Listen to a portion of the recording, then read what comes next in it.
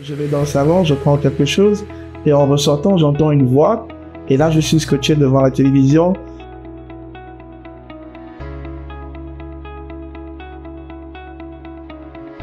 Salut Rodrigue. Bonjour et bon. Alors, peux-tu te présenter? Je suis Mbumba Bissau Rodrigue, avec 17 ans d'expérience dans le domaine des relations publiques et de la communication. Je suis aujourd'hui CEO et fondateur de l'agence ECO, spécialisée en affaires publiques, relations publiques et communication active. J'ai aussi bien été dans le privé que dans le public, comme on dit chez l'annonceur et en agence. Quelle est la différence entre communication politique et communication institutionnelle? La communication politique va porter sur une personne qui aura des appétences à conquérir un pouvoir ou à le conserver. Il s'agira de faire la promotion de sa personnalité, de ses actions, de sa politique en général. Lorsque la communication institutionnelle, elle, va travailler sur l'image de l'entreprise.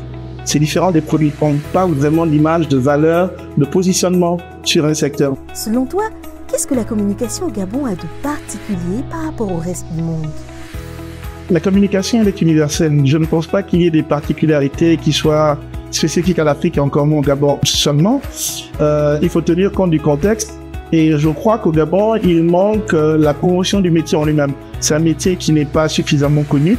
Il y a beaucoup de confusion entre communication et journalisme. Il faut promouvoir ce métier comme dans d'autres pays où il y a des forums, des rencontres de spécialistes pour donner aussi aux gens l'envie de mieux connaître ce métier et peut-être même de le pratiquer. Quelle campagne de communication t'a le plus marqué ces dernières années? Alors, il s'agit plus d'un événement que d'une campagne de communication. Les faits se passent en 1997. Très jeune, je m'amuse dans la cour avec mes amis et puis à un moment, j'ai besoin de me rafraîchir.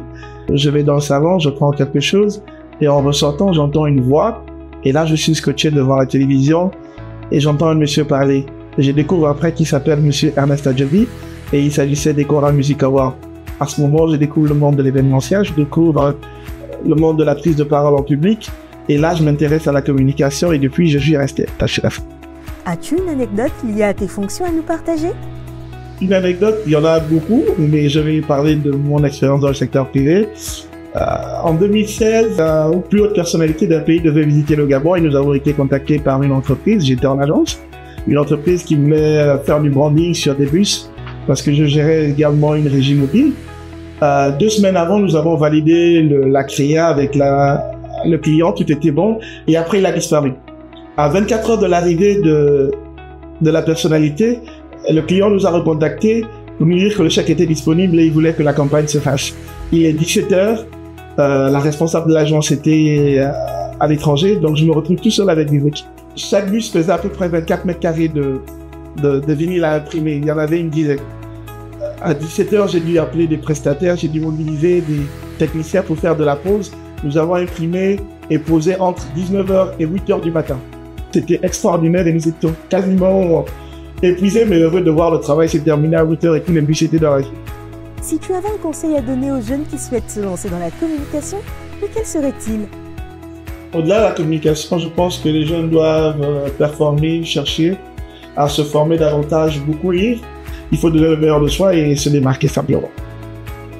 Si vous avez aimé mon intervention, abonnez-vous et surtout laissez en commentaire le mot passion, histoire de voir les champions et les championnes qui seraient arrivés au bout de cette éternité.